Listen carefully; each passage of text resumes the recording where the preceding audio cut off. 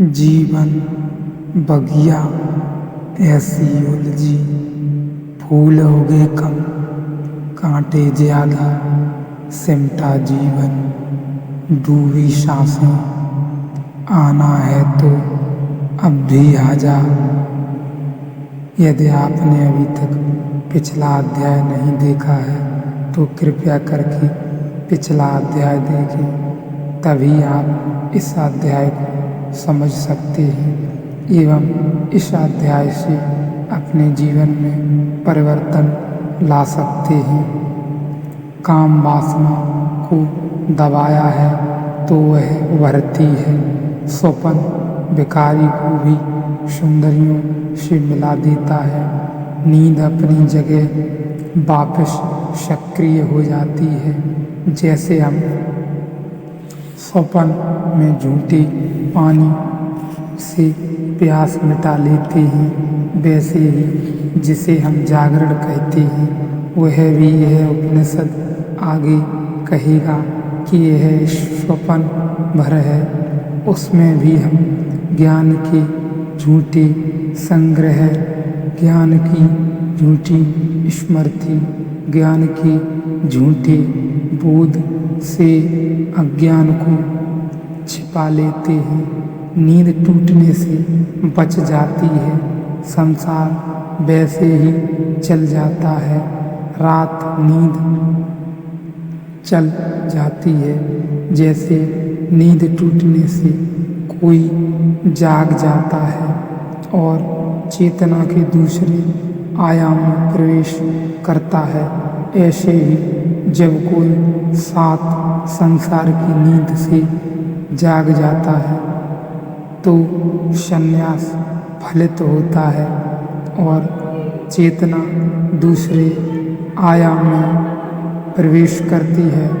संन्यास का अर्थ इतना ही है कि कोई सात संसार को निद्रा की भांति चलाने को तैयार नहीं, अब वह जागकर जीना चाहता है। बस उपनिषद चर्चा करके अगर आप ज्ञानी हो जाएं तो मैंने चर्चा की तो गलत किया, आपका दुश्मन हुआ। उपनिषद की चर्चा करके अगर आप आत्म क्रांति पर निकल जाएं तो ही मैंने जो कहा वो हितकारी था, कल्याणकारक था।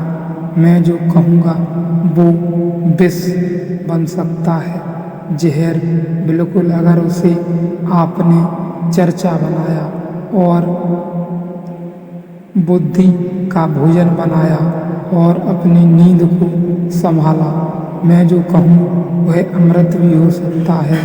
अगर आप उसे बुद्धि की बात न बनाएं, वरना हृदय को बदलने की सामर्थ्य, सात संकल्प उसमें जन्माएं। इस पर निर्भर करेगा कि इस सर्वसार उपनिषद के साथ आप क्या करते हैं। यहाँ से कुछ थोड़ी सी बातें सीखकर आप लौट जाएंगे तो यह अच्छा नहीं हुआ, अच्छा हुआ था आप में ही न होते।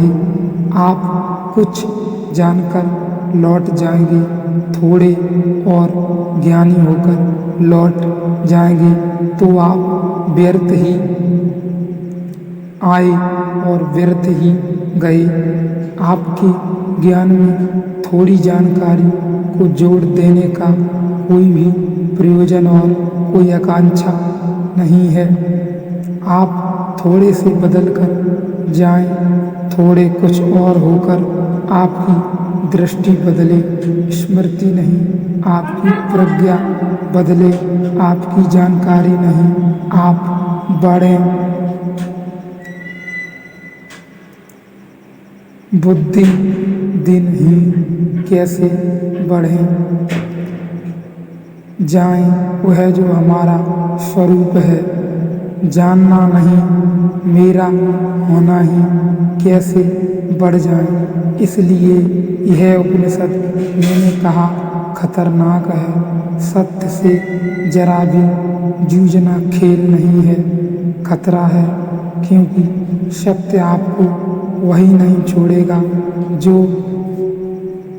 उपाय है, बदलेगा, तोड़ेगा, मिटाएगा, क्या करेगा, नया जन्म देगा, नया करेगा।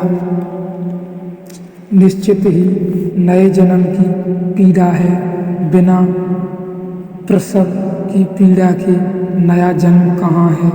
और जब दूसरे को भी नया जन्म देने में इतनी पीड़ा होती है तो स्वयं को ही जन्म देने में पीड़ा और भी ज़्यादा होगी, क्योंकि दूसरे को तो माँ जन्म देती, वह केवल 9 महीने पेट में रखती है।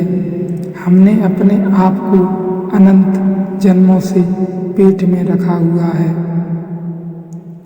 जन्मों जन्मों से, जो केवल गर्भ है, अभी बीज ही है। अभी अनंत जन्मों हमने अपने को अपने ही गर्भ में रखा है। अभी तुम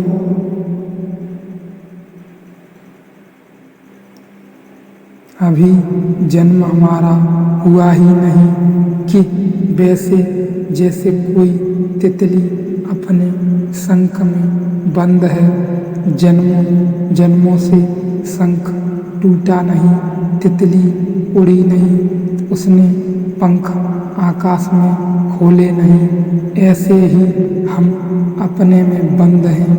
यह उपनिषद उस विज्ञान की बात है जिससे उस अंडे को तोड़ा जा सके, उस गर्भ को मिटाया जा सके जिसे हमने अब तक अपना जीवन समझा, जो कि हमारा जन्म भी नहीं है।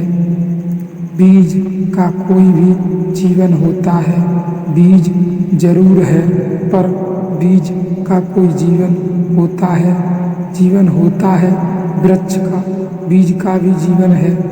सिर्फ एक संभावना मात्र, एक आशा मात्र, भविष्य वर्तमान तो बीज का कुछ भी नहीं है।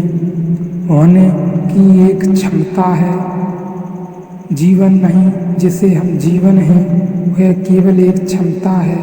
एक बंद बीज जीवन तो होता है वृक्ष का, फैलता हुआ, खुले आकाश में छूता हुआ, सूरज को चांद तारों तक पहुंचने के लिए शाखाओं को उठाता हुआ।